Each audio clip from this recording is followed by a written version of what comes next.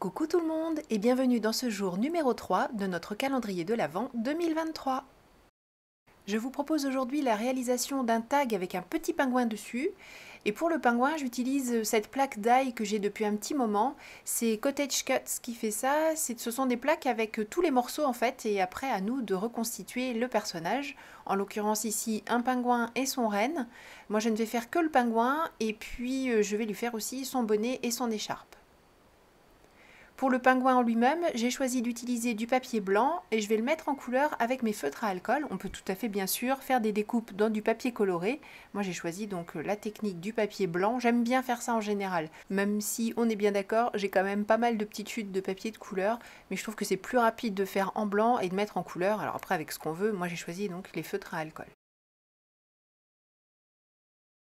On n'en oublie pas pour autant les bonnes pratiques qui font les jolies finitions, à savoir gommer les tranches blanches. Alors là où c'est le feutre noir, j'utilise mon feutre noir, mais là où c'est le feutre orange, bien sûr, je prends mon feutre orange. Alors, je me suis dit qu'après tout, pourquoi pas mettre quand même un petit peu de papier déjà imprimé, hein. Voilà, je ne suis pas à une contradiction près. Je choisis dans mon pad de papier, enfin tous mes restes que vous voyez depuis, peut-être bien presque depuis le premier calendrier de l'Avent ou à peu de choses près. Je choisis le papier pour l'écharpe. J'avais dans l'idée aussi de faire dans le même papier le bonnet et puis je ne l'ai pas mis dans le bon sens, ce qui fait que ma découpe n'était pas correcte, j'avais pas le bon côté du papier en fait. C'est pour ça que vous allez voir, finalement je le découpe dans du papier blanc et je le mets en couleur avec mes feutres à alcool. Et pour donner un petit peu plus d'épaisseur à ce bonnet, faire comme si le petit pompon et le tour de la tête étaient vraiment en relief, j'ai découpé le bonnet une deuxième fois et avec mes ciseaux j'enlève la partie dont je n'ai pas besoin, à savoir celle que j'ai mise en couleur sur la pièce précédente et je le colle en lieu et place des... Enfin pas en lieu et place, non, en plus de ceux qui sont déjà en place. Voilà, ça faisait beaucoup de plus et de place pour moi aujourd'hui. Comme vous l'avez vu, j'ai ombré le bleu sur le bonnet. Donc j'avais envie de donner un petit peu plus de matière à l'écharpe. Je prends exactement les deux mêmes feutres et je fais des ombres également sur le papier. Alors oui, bien sûr, on peut tout à fait mettre du feutre à alcool sur des papiers déjà imprimés. Je vous en ai fait plein dans les vidéos. Il y a un petit moment que je l'ai fait d'ailleurs, ça me trotte dans la tête. Là, je vais vous en refaire un, je pense. Pas tout de suite, mais bon.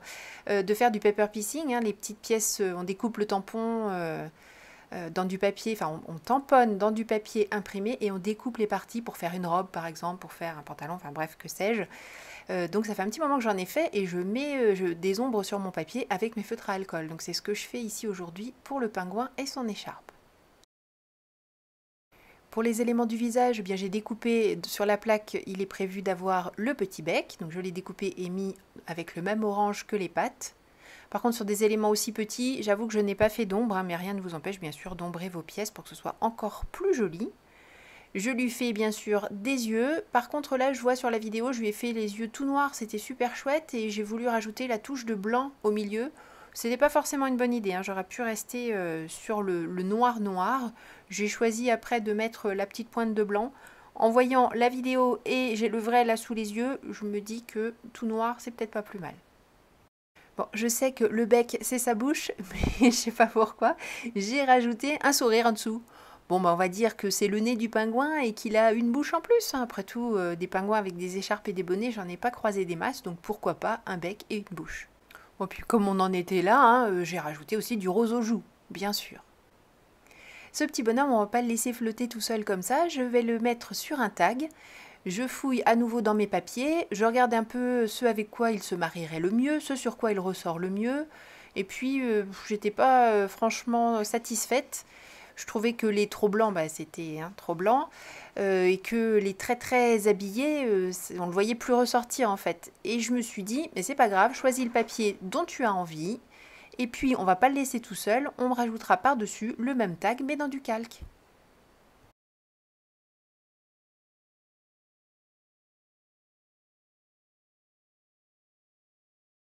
Voilà, en faisant comme ça, j'ai le meilleur des deux mondes. J'ai toujours mon papier qu'on voit très bien à travers le calque, mon pingouin posé par-dessus qu'on voit quand même puisqu'il ressort beaucoup mieux sur ce fond calque. Je n'ai plus qu'à habiller un petit peu mon calque parce que je me suis dit que c'était dommage qu'il reste tout blanc comme ça. Donc puisqu'on est dans l'embossage, hein, jour 1, jour 2, et bien jour 3, encore un peu d'embossage, mais cette fois-ci embossage à chaud.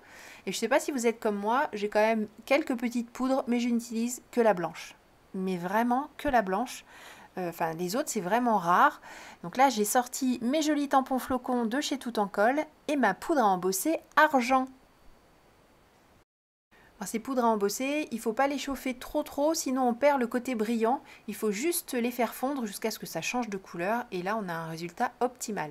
Et bien sûr, on ne fait pas comme Laetitia, on prend son petit sachet de poudre, moi c'est du talc, hein, et puis on tamponne le support pour éviter d'avoir à passer ensuite le pinceau pour enlever toute la poudre dont on n'a pas besoin. Pour finir mon tag, je vais rajouter un œillet et je vais rajouter également du ruban. Alors c'est du ruban que je récupère, vous savez des fois quand on achète les vêtements, on a ces petits rubans pour attacher sur les cintres. Moi je ne m'en sers jamais donc je les enlève systématiquement. Il y a aussi les rubans qui tiennent des étiquettes des vêtements, enfin bref. J'achète plus vraiment beaucoup de vêtements maintenant, mais j'ai fait passer le mot et c'est rigolo parce que quand je vais voir les gens, tiens, je t'ai gardé ça, je t'ai gardé, voilà, bref. J'ai une réputation de récupératrice de supports en bois. Enfin, on a arrêté de me donner les boîtes à camembert quand même, hein. Je pense que j'ai arrêté de faire des choses, enfin, c'est peut-être dommage d'ailleurs, mais des bricolages avec les boîtes de camembert, mais bon. En tout cas, tout ce qui est ruban et tout ça, on me le met toujours de côté et j'en suis bien contente.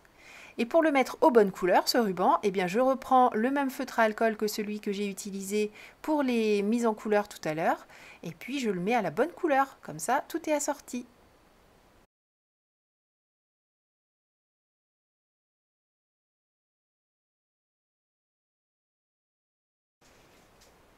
Je colle ensuite le petit pingouin en direct, hein, puisque c'est pour faire une étiquette cadeau.